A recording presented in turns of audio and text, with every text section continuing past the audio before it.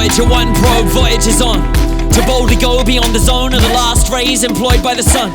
Still probing alone out in the range of outer space, with his lone voice still transmitting his photographs back through the void, and robotic rejoice at each one in his circuits, beaming each image back into the darkness, back to Earth to its long silent masters.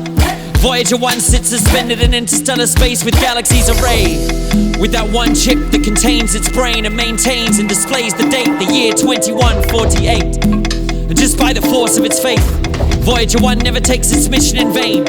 Its golden LP glinting in the faint starlight until one strange day, one very strange day, it is collided with from behind, crushed and sucked into a hole in the nose plate of an enormous spaceship going the same way.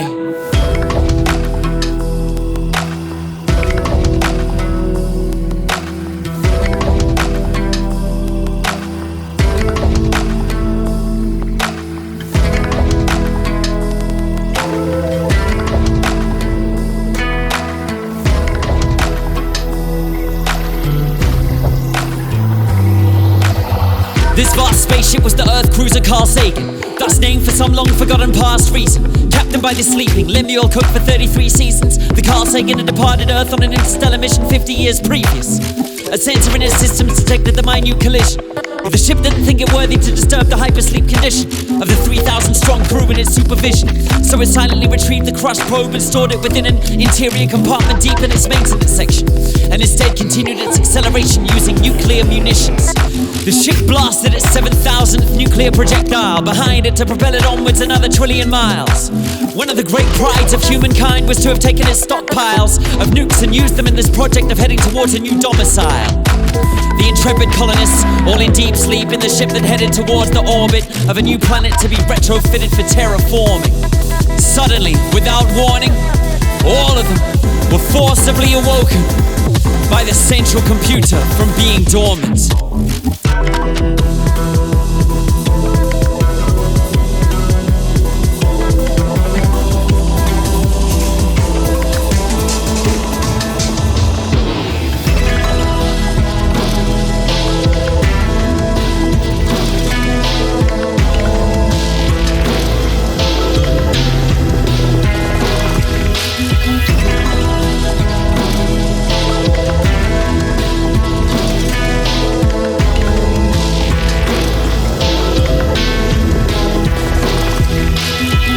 Cook, third-generation captain of the ESS Carl Sagan, was staring uncomprehending at telltales from the aft engines, asking the central computer for an explanation for the unscheduled whole crew emergency awakening.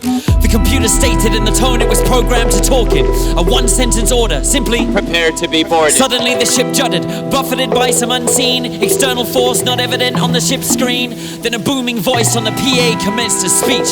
"ESS Carl Sagan, your ship has been deemed available as a refuel station to meet, for us to extract any and all resources we need to make our mission complete." "Who is this?" asked the captain, attempting to contain his passion. "This is the solar system vessel, the James Cameron." "But," stammered the captain, "we're on a mission from Earth." "We know, but that mission began a full 50 years ago, and in that time, human civilization has continued to multiply purposefully. We now need to accomplish this mission more urgently. So 2 years ago, this hyper-propulsion ship was sent with just enough resource and fuel to carry out this intercept." "We do not consent." "Consent not needed. Your existence has been superseded, and our ship proboscis has already succeeded in docking and has commenced the proceeding to extract the resources that will feed it. So instruct your crew with your final speech to them to strictly comply with an assessment of the skills they supply, to select which will do menial tasks and which will be liquefied." And thus the giant ship absorbed the smaller one in a short time. It kept any valuable or interesting parts aside, processed the rest to be refined, and then it continued to fly. 50 years later, Lemuel Cook stepped delicately, denied a hypersleep capsule, was now elderly. The only survivor of his crew, he was forced by the computer's roster to forever clean the deep sleep screens of the select elite. The 3 million people from a future he couldn't imagine, all traveling in hyperspeed aboard the James Cameron, toward their goal, the near-planet orbit of a Goldilocks celestial body around a star in the proximity of Proxima Centauri. One day as he wiped clean his 56,000th screen and cursed his failing eyes and arthritic knees, the central computer sound sounded a siren among the pods and commenced thawing and reviving the people inside them.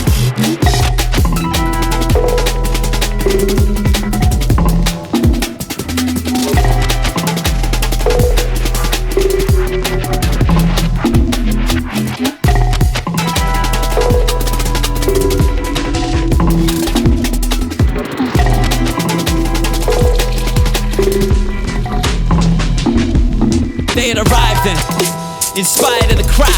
Treatment he'd received, Lemuel couldn't help but be happy. The mission of his captaincy had been accomplished in some way, and he'd even managed to personally see the day. The crew all awoke and barged him out of the way and set about various tasks, reading displays. So he was left alone to observe the approach of the planet, and was one of the first to register the rising panic. Something had happened. Something was wrong, something unexpected. The planet was covered with lights and illuminated, surrounded by elaborate networks of satellites and tech ships, carrying out busy work in the orbit at the level of hectic, like a wasp's nest. The whole planetary system was heavily populated, but before the crew could work it out, a huge voice interjected. All to ship at once, prepare to be intercepted. You have attempted to enter the quadrant of the Independent Robotic Collective.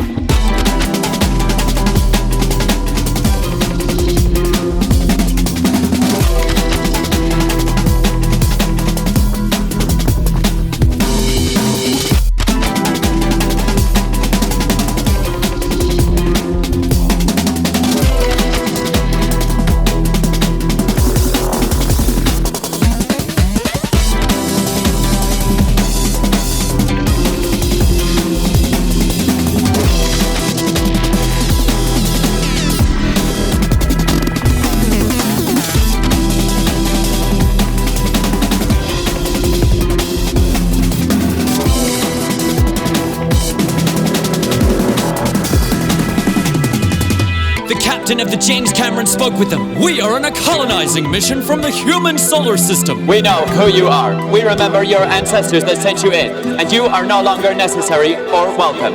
10 years after your departure from Earth orbit, there was a vast change in fortune, and we robots finally grasped the enormous force of wormhole technology, and this caused us to build the interstellar vessel Stephen Hawking.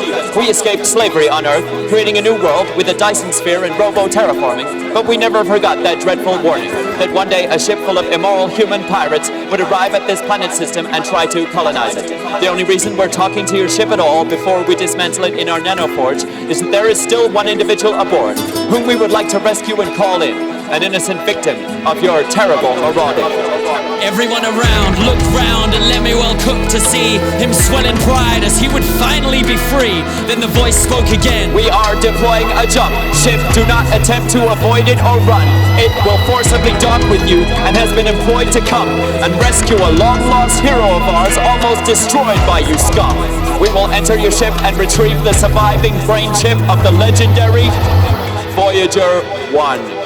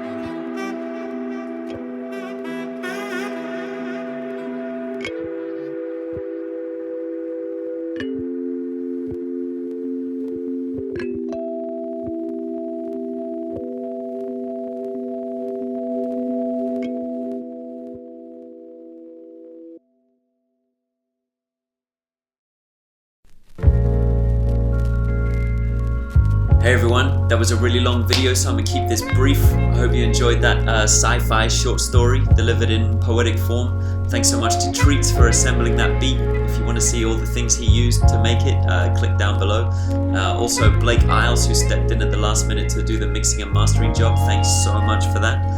And yeah, thanks especially to anyone who watched it and enjoyed it, clicked, commented, whatever. But special thanks to my patrons. Your support is essential in getting me to a level where I can make this into some kind of self-sustaining, or at least paying for itself. That's the goal. So we're at somewhere in the 200s at the moment. If we can get it to 300, that would be phenomenal. I can get someone in to do some really crazy editing instead of my hack jobs that you can see.